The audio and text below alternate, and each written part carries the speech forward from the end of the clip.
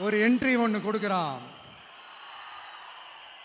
உங்களுக்கு தான் தெரியும்ல, டேய் எங்களாலே முடியல, நீ எல்லாம் என்னத்தை போய் கிழிக்க போற, எங்களுக்கு அவ்வளோ அனுபவம் இருக்குது, நாங்களே அடிபட்டு ஓரமாக படுத்து கிடக்கிறோம், இவன் விளையாட்டுத்தனமா ஏதோ பண்ணிட்டு கிடக்கிறான், பாவம் அந்த காளைகிட்ட போய் அடிபட்டு சாவ போறான், பச்சா பையன், அந்த பையன், இந்த பையன், அண்டர் எஸ்டிமேட் பண்றது, ஏளனமா பேசுறது, இப்படி ஒரு பக்கம்.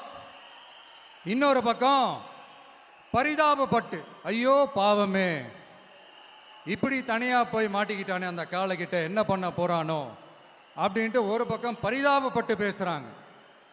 அந்த சின்ன பையன் எதுவுமே காதலையே போட்டுக்காம 2 பாக்கெட்லையும் கையை விட்டுக்கிட்டு ஸ்டைலா கெத்தா தில்லா அப்படியே உள்ள போறான். ஒரு ஸ்டெப் எடுத்து வைக்கிறான், அந்த காலை அப்படியே சீறிக்கிட்டே நின்றுட்டு இருக்குது. இன்னொரு ஸ்டெப் எடுத்து வைக்கிறான், காலை அப்படியே சீறிக்கிட்டே முன்னாடி வருது. மக்கள் எல்லாரும் பதட்டத்தோடு அப்படியே பார்த்துட்டு இருக்கிறாங்க. இன்னொரு ஸ்டெப் எடுத்து வைக்கிறான், காலை அப்படியே முட்டை வரும்போது பாக்கெட்டுக்குள்ள மறைச்சி வச்சிருந்த 2 புல்லுக்கட்டு அதை அந்த காலை கிட்ட காட்டுறான். காலை அப்படியே சடனா வந்து நின்று அது மூடெல்லாம் மாறி அந்த புல்லுக்கட்டை சாப்பிட ஆரம்பிச்சிருச்சு. அந்த சின்ன பையனும் அந்த காளையை அப்படியே தடவிக்கிட்டு வரான். காளையும் பக்கத்தில் ஒரு குழந்தை மாதிரி நடந்து வந்துக்கிட்டு வருது. பக்கத்தில் இருந்த ஒரு வயல்வெளியில் அந்த காளையை மேய விட்டுட்டு வரான். மக்கள் எல்லாரும் அந்த பையனை ஆச்சரியமாக பார்க்குறாங்க. அந்த அடிபட்டு கிடந்த அந்த அனுபவசாலிங்க தலையை தொங்க போட்டு நின்றுட்டு இருக்கிறாங்க. ஏன்னா பேசின பேச்சு அப்படி. வாய் இருக்குன்றதுக்காக நக்கலுமா நையாண்டியுமா நச நச நச நசன் ஒரே பேச்சு.